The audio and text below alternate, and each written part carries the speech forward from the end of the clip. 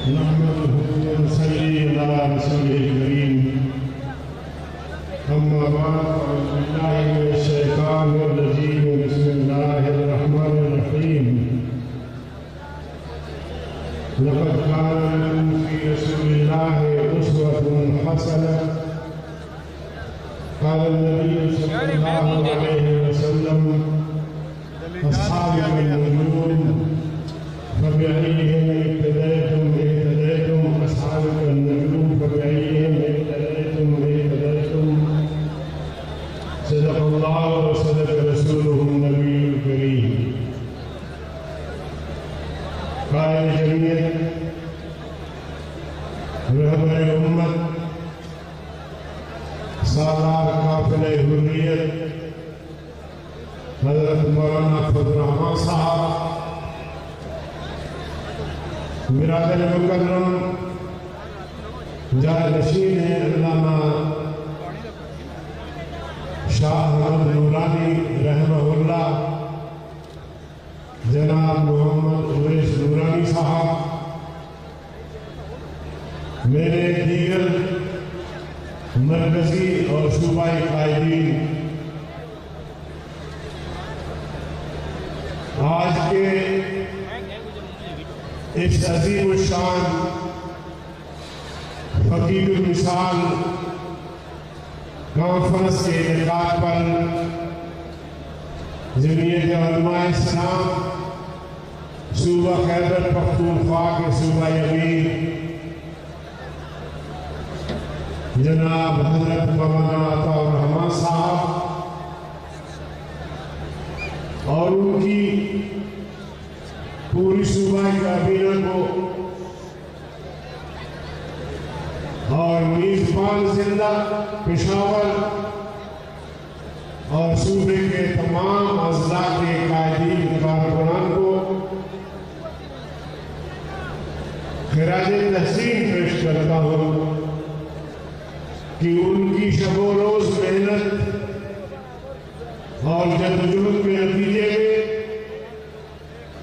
میں یہ عظیم الشان فقیر المثال تاریخ ساز یوم الفتح کانفرنس کی انعقاد ممکن ہو سکی. میں ان کے لیے دعا ہوں کہ اللہ تعالیٰ ان کی اس جدوجہد میں برکتیں عطا فرمائے اور اس عظیم الشان کانفرنس کو پاکستان کے عوام کے لیے امت مسلمہ کے لیے مشعل راہ بنائے. میں خیر مقدم کرتا ہوں ان مہمانان گرامی کا جو مختلف جماعتوں سے استعفے دے کر قائد جمعیت کی قیادت پر اعتماد کا اظہار کرتے ہوئے جمعیت میں شمولیت اختیار کی ہے. میرے عزیز دوستو، آج 7 ستمبر 2020 ٹھیک آج کے دن قادیانیوں کو غیر مسلم اقلیت قرار دیا گیا. 1974 7 ستمبر 47 سے لے کر 70 تک یہ تقریباً 23-24 سال کا عرصہ پاکستان کا گزرا. کوئی مستقل آئین نہیں تھا، عبوری آئین پر پاکستان چلتا رہا. ہر ڈکٹیٹر آیا اپنے سابقہ ڈکٹیٹر کے تمام ان اقدامات کو پاؤں تلے روندا اور اس نے اپنی طرف سے اپنا ایک عبوری قانون آئین قوم کو تھما دیا. لیکن سن 1970 کے انتخابات میں جب آپ نے جب قوم نے علماء کو منتخب کیا تو علماء نے اس قوم کو ایک اسلامی آئین دیا۔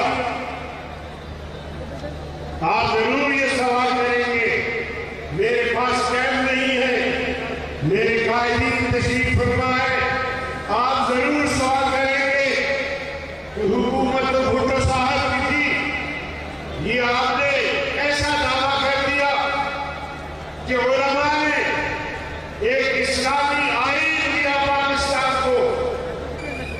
بالکل آپ کا سوال صحیح ہے، لیکن اس کا جواب یہ ہے کہ بھٹو صاحب سوشلسٹ تھے، خان عبدالولی خان مرحوم نیشنلسٹ تھے، خیر مشمری اور اللہ میگل یہ نیشنلسٹ تھے، جی ایم سید نیشنلسٹ تھے۔ تو یہ اسلامی آئین جو آپ کے سامنے ہے، تو پھر یہ کس نے بنایا یا کن کی کوشش سے ایسا اسلامی آئین بن سکا؟ تو میں دعوے سے کہتا ہوں کہ ہمارے اکابر جن پر آپ نے اعتماد کیا، حضرت مولانا مفتی محمود نور اللہ برکتہ، علامہ شاہ احمد نورانی، مولانا عبدالحق رحمہ اللہ اور دیگر علماء جو تھے تو قلیل، لیکن کم من فئۃ قلیلۃ غلبت فئۃ کثیرۃ بإذن اللہ۔ تھوڑی سی جماعت ہوتی ہے، بدر میں تھوڑی سی جماعت تھی، مگر اللہ تعالیٰ نے جماعت کثیر پر ان کو فتح کیا، کیونکہ ایسی اسی طرح مفکر اسلام کے ساتھیوں کو اللہ نے ان کی نصرت کی اور ان کو کامیابیاں دی۔ نہ صرف انہوں نے اسلامی آئین بنا کے قوم کو دیا، بلکہ 1974 میں قادیانیوں کے خلاف تحریک کے نتیجے میں 7 ستمبر کو قادیانیوں کو غیر مسلم آئینی طور پر غیر مسلم قرار دلوانے میں نکالنا پڑا۔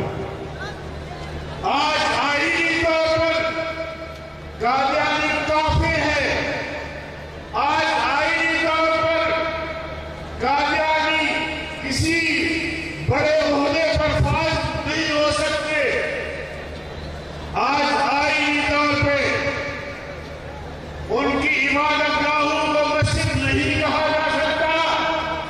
یہ آپ کے اکابر تھے، جب پارلیمنٹ میں آئے تو یہ ان کا کردار جو ہم سب کے سامنے ہے۔ آج ہم جشن کے طور پر یہ دن منا رہے ہیں، مگر یہ جشن قوم کو ان اکابرین کی وجہ سے نصیب ہوا۔ لہذا قادیانی اور قادیانی ایجنٹ اور موجودہ حکومت جو قادیانیوں کا سہولت کار ہے، وہ مت سمجھے کہ وہ ایک وقت کا گزر گیا۔ آج بھی آپ لاکھوں کی تعداد میں یہاں مولانا فضل الرحمان کی دعوت پر اپیل پر پہنچے ہیں، اور آج ہمارے سامنے آپ نے یہ عہد کر لیا کہ ہم نے قائد جو بھی حکم دے گا اس کے لیے ہم حاضر ہیں۔ تو لہذا آج کی اس اجتماع کو پوری قوم کا نمائندہ اجتماع سمجھا جائے، آج کی اس اجتماع کو پوری قوم کا جو اجتماع سمجھا جائے، جو نمائندہ اجتماع ہے آج پشاور میں۔ لہذا قادیانی کو پھر سے مسلمان قرار دینے کی کوشش کی گئی تو اس کی بھرپور مزاحمت کی جائے گی۔ پاکستان میں موجودہ حکومت کے دور میں جہاں قادیانی کو فروغ ملا ہے، وہاں ملحدین بھی سامنے آ گئے ہیں۔ صحابہ کرام رضوان اللہ تعالیٰ علیہم اجمعین جو ہمارے عقیدے اور ایمان کے اساس اور بنیاد ہیں، ان کے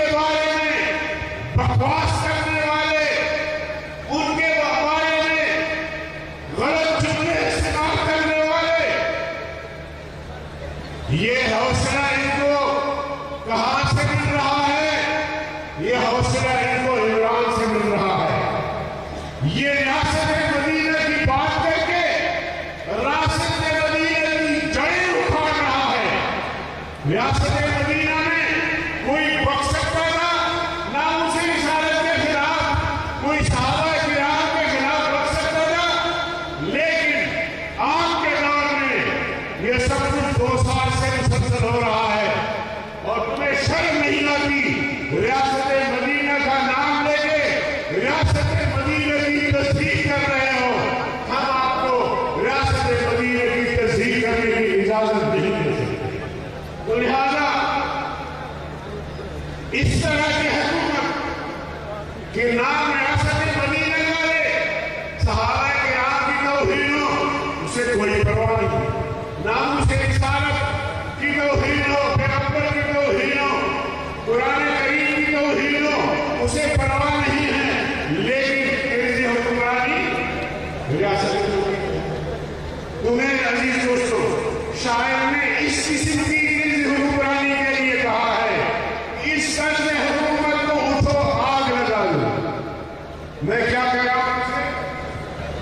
اگر کوئی سمجھتا ہے تو ہاتھ کھڑے۔ اس طرز حکومت کو اٹھو آگ لگا دو، اس باغ کے ہر شاخ کو، ہر گل کو جلا دو، اس باغ کے ہر شاخ کو، ہر گل کو جلا دو۔ جینا ہے تو جینے کے لیے مرنا پڑے گا، یہ کام ضروری ہے مگر کرنا پڑے گا۔ جینا ہے تو جینے کے لیے مرنا پڑے گا، یہ کام ضروری ہے مگر کرنا پڑے گا۔ عمران سے بغاوت کرو بس کام یہی ہے، عمران سے بغاوت کرو بس کام یہی ہے، اس دور میں میرے قائد کا پیغام یہی ہے۔ تو میرے عزیز دوستو، یہ میرے قائد کا پیغام ہے، میرا پیغام ہے، جماعت کا پیغام ہے، ایم کا پیغام ہے کہ اب اس ناجائز سلیکٹڈ بدترین دھاندلی کے نتیجے میں قائم حکومت کے خلاف ہماری جنگ اس وقت تک جاری رہے گی جب تک کہ اس حکومت کا خاتمہ نہیں ہوگا۔ مہنگائی، بے روزگاری، معیشت کو تباہ کر کے رکھ دیا۔ مزید مجھے نہیں سمجھ آ رہا کہ جن قوتوں نے اس نالائق حکمرانوں کو قوم پہ مسلط کیا، 2 سال کی کارکردگی کے باوجود اس کو سہارا دے رہے ہیں، تو پھر میں واضح طور پہ کہنا چاہتا ہوں کہ یہ قوم دشمنی ہے، یہ ملک دشمنی ہے، یہ انسانیت دشمنی ہے کہ ایسے نالائق نااہل شخص کو اور اس کی حکومت کو سہارا دیا جائے۔ تو میں کارکن ساتھیوں میں آپ سے اپیل کرنا چاہتا ہوں کہ جب بھی قائد بلائے گا انشاءاللہ آپ تیار ہوں گے۔ واہ